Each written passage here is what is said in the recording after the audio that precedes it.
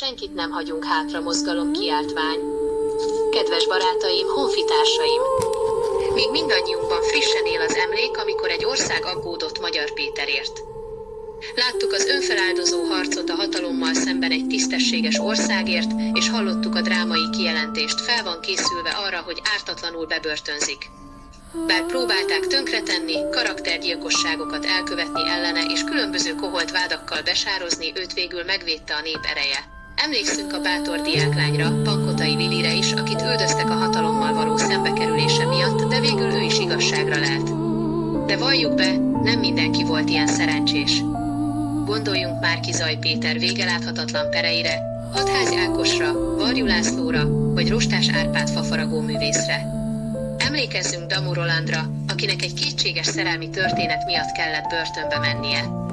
Idézzük fel Kayser Ede sorsát, akit a Móri bankrablás ügyében ítéltek ártatlanul életfogytiglanra. Beszéljünk Iványi Gáborról, aki ellen a gépezet még mindig nem állt le. Ismerjük dr. Szabó Bálint debreceni ügyvéd szomorú kálváriáját, ami még ma is folyik, és az igazságtalanság iskola példája. Curtis bátyját úgy ítélték el egy emberöléses ügyben, hogy egyetlen bizonyíték volt ellene, egy vádalkú vallomása, mindazok ellenére, hogy a vallomás megbukott a hazugságvizsgálaton, Curtis bátyja viszont nem. A rendszerváltás után ez is tisztességes mederbe került. Till Tamás ügyében is rengeteg az ellentmondás. A gyanúsított arról beszél, hogy ő nem egy gyilkosságot tár fel, hanem 16-ot, és a hatóságok félresöpörték a többi 15 gyermekgyilkosságot, csak egyel foglalkoznak. Azt is tudjuk, ha nem nyert volna a Tisza párt, a hatalom már beígérte a megtorlást a következő hősöknek. Puzsér Róbertnek, Hatházi Ákosnak, Magyar Péternek, Majkának, Ruszin Szendi Romulusnak és Kovács Istvánnak, a hős katonáknak. Még mindig nem dőlhetünk hátra. Mert mi van a névtelen áldozatokkal? Azokkal, akik ma is viselik az igazságtalan ítélethozatalok következményét. Mi van azokkal, akik szembe mertek menni a korrupcióval, a NER elitjével, helyi kiskirályokkal? Mi van azokkal, akiket a földjeikért, ingatlanjaikért vagy vállalkozásaikért tettek tönkre? Mi történik a tönkretett életekkel? Nekik is jár a tisztességes eljáráshoz való jog. Jogi segítség és szakmai támogatás. A mozgalom céljainak elérése érdekében együttműködünk dr. Dániel Péter ügyvéddel és nemzetközi jogásszal. Jogvédőként szorosan együttműködik az Európai Ügyészséggel és külföldi jogi fórumokkal. Eredményesség. Jelentős tapasztalattal rendelkezik a magyar hatósági döntések elleni fellépésben, a Strasbourgi Emberi Jogok Európai Bíróságán. Elkötelezettség. Mérsékelt áron nyújt jogi tanácsadást és képviseletet a bajba jutott honfitársainknak. E-mail peterderdaniel@gmail.com. Záró felhívás és cselekvési terv. Kérünk mindenkit, magánszemélyeket, áldozatokat, véleményvezéreket és a nemzet hőseit, celebeket, művészeket, influencereket és jogászokat, legyenek aktív tagjai a Senkit nem hagyunk hátra mozgalomnak.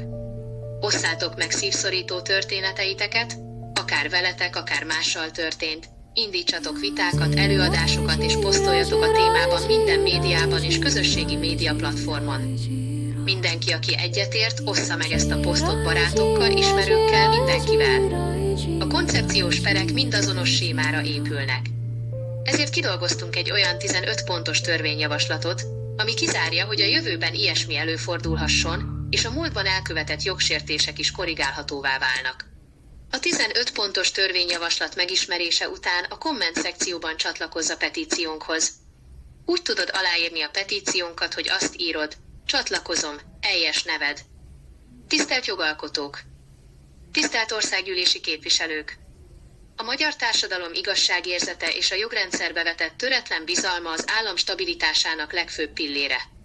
Egy modern demokráciában az állampolgárok tisztességes eljáráshoz való joga nem csupán egy alkotmányos deklaráció, hanem olyan napi gyakorlat kell, hogy legyen, amely mentes minden részrehajlástól, összefonódástól és eljárási visszaéléstől. Az alábbi 15 pontos törvénymódosító javaslatcsomagot azzal a céllal terjesztjük elő, hogy a büntetőeljárások során a jogalkalmazói láncolat minden szakasza átláthatóvá, elszámoltathatóvá és támadhatatlanná váljon. Kérjük Önöket, hogy a magyar társadalom közös érdekeire és a jogbiztonság megerősítésére való tekintettel vizsgálják meg. A célunk közös: Egy olyan igazságszolgáltatási környezet megteremtése, ahol senkit nem érhet hátrány informális kapcsolatok vagy eljárási mulasztások miatt, és ahol a valódi bűnösök felelősségre vonása mellett az ártatlanok védelme és becsületének megőrzése szent és sérthetetlen marad. Törvénymódosító javaslatcsomag a büntető eljárásjogi garanciák megerősítésére. 1. A jogalkalmazói láncolat fedhetetlensége és írásbeli nyilatkozattételi kötelezettség. A büntetőeljárásban résztvevő minden hivatalos személynek, nyomozó, ügyész, bíró, eljárási szereplőnek, ügyvédek és közreműködőnek az ügybe való belépésekor írásban kell nyilatkoznia, hogy az eljárás többi szereplőjével, a hatóság bármely képviselőjével, a gyanúsítottal vagy a sértettel szemben nem áll fenn összeférhetetlenség. Ki kell jelenteniük, hogy az érintettekkel sem ellenséges, sem baráti viszonyban nem állnak, nem áll fenn rokoni kapcsolat, korábbi ügyfélkapcsolat, személyes ismerettség, korábbi egymás elleni peres eljárás, vagy bármilyen családtagnak tett korábbi szívesség. Bármilyen elhallgatott összefonódás az eljárás azonnali érvénytelenségét és a résztvevők személyes büntetőjogi felelősségre vonását vonja maga után. Amennyiben a joggyakorló szervek szándékos mulasztást követtek el, vagy törvénytelen módon jártak el és ez bizonyítást nyer, úgy az eljáró személy erkölcsi alkalmasságát a kúriának vizsgálnia kell, és adott esetben eltilthatja a joggyakorlástól. 2. Az objektív bizonyítékok prioritása. A tárgyi bizonyítékok és a közhiteles adatok, közjegyzői okiratok, GPS adatok, digitális naplózás elsőbbséget élveznek a szubjektív tanúvallomásokkal szemben. Amennyiben a tárgyi bizonyíték ellentmond a tanúvallomásnak, a hatóság köteles a tárgyi bizonyítékot irányadónak tekinteni. 3. A szakértői bizonyítás reformja. Szakértői ellentmondás esetén kötelező a felülvéleményezés vagy egy harmadik, független szakértő kirendelése. A gyanúsítást megelőzően beszerzett szakértői megállapítások bizonyító ereje megelőzi a későbbi, válthatósági kirendelésre készült véleményeket. 4. Az eljárási határidők és a titkos nyomozás tilalma. Tilos az eljárás ismeretlen tettes elleni fenntartása, amennyiben az elkövető személye a hatóság számára beazonosítható. A védekezéshez való jog szándékos akadályozása az eljárás érvénytelenségét vonja maga után. 5. Az exkulpáló mentő bizonyítékok feltárásának kötelezettsége. A nyomozóhatóság és az ügyészség törvényi kötelezettsége a terheltet mentő körülmények ugyanolyan mértékű felderítése és rögzítése, mint a vádat alátámasztó adatoké. 6. Az ítéleti indokolás korlátai és a karaktergyilkosság tilalma. A bírói indokolás kizárólag a vádiratban szereplő és bizonyított tényállásra vonatkozhat. Szigorúan tilos a vádon kívüli bűncselekményekre, pletykákra vagy olyan történetekre való hivatkozás, amelyekben nem folyt nyomozás. Az ítélet nem tartalmazhat a terhelt becsületének csorbítására alkalmas, a bizonyított tényálláshoz nem kapcsolódó megjegyzéseket. 7. A homályos vádak tilalma és a törvényi meghatározottság elve. A terhelt kizárólag a BTK, Bian Enestosuf pontosan meghatározott bűncselekményi tényállások alapján vádolható meg. Tilos a homályos, jogilag nem definiált megfogalmazások, például befolyásolta, alkalmazása.